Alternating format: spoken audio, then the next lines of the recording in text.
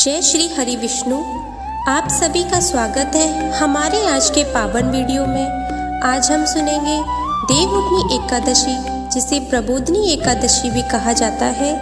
एकादशी की पौराणिक कथा, इसका धार्मिक महत्व और इस दिन की व्रत विधि। यह कथा वैसी ही है जैसे पुराणों और एकादशी ग्रंथों में वर्णित है।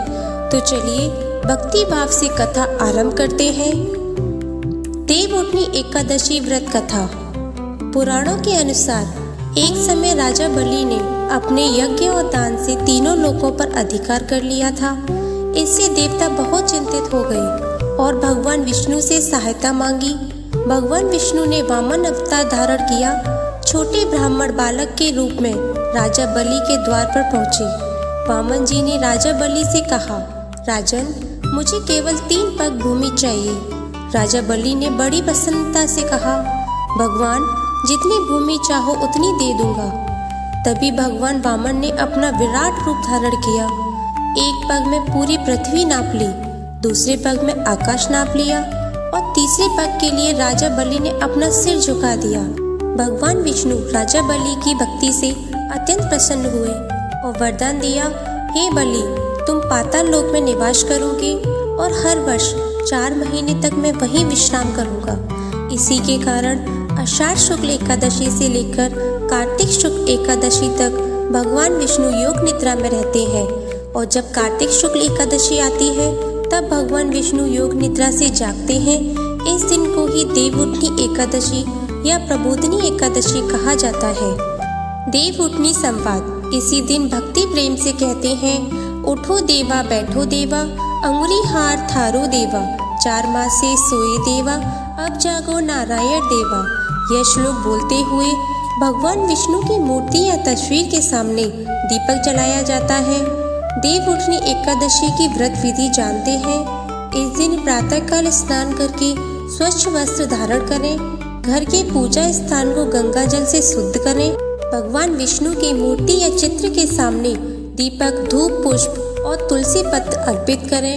ओम नमो भगवते वासुदेवाय मंत्र का जाप करें। दिन भर व्रत रखें। केवल फलाहार या जल ग्रहण करें। रात्रि में जागरण करें और भजन कीर्तन करें। अगले दिन द्वादशी को ब्राह्मण को भोजन कराकर दान देना चाहिए। इस दिन क्या नहीं करना चाहिए ये जानते हैं।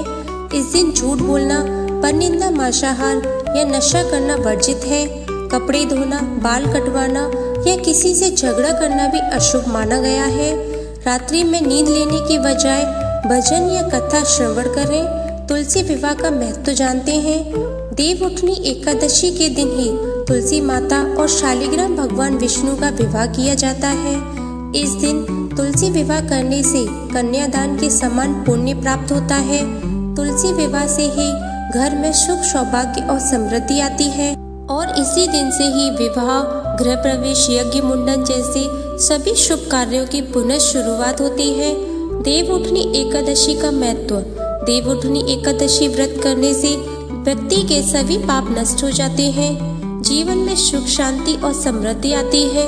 जो भक्त सच्चे मन से इस दिन व्रत करता है उसे भगवान विष्णु का आशीर्वाद प्राप्त होता है और उसका जीवन सभी दुखों से मुक्त हो जाता है।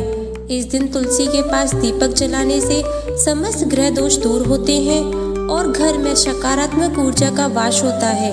इस प्रकार यह पवित्र देवउठनी एकादशी व्रत कथा पूरी होती है। भगवान विष्णु का यह दिन हमारे जीवन में सौभाग्य, समृद्धि और भक्ति का प्रतीक है। जय श्री हरि विष्णु, जय तुलसी माता। अगर आपको यह कथा और जानकारी अच्छी लगी हो तो वीडियो को लाइक, शेयर और सब्सक्राइब जरूर करें ताकि ऐसे ही पवित्र कथाएं और धार्मिक ज्ञान आप तक पहुंचता रहे।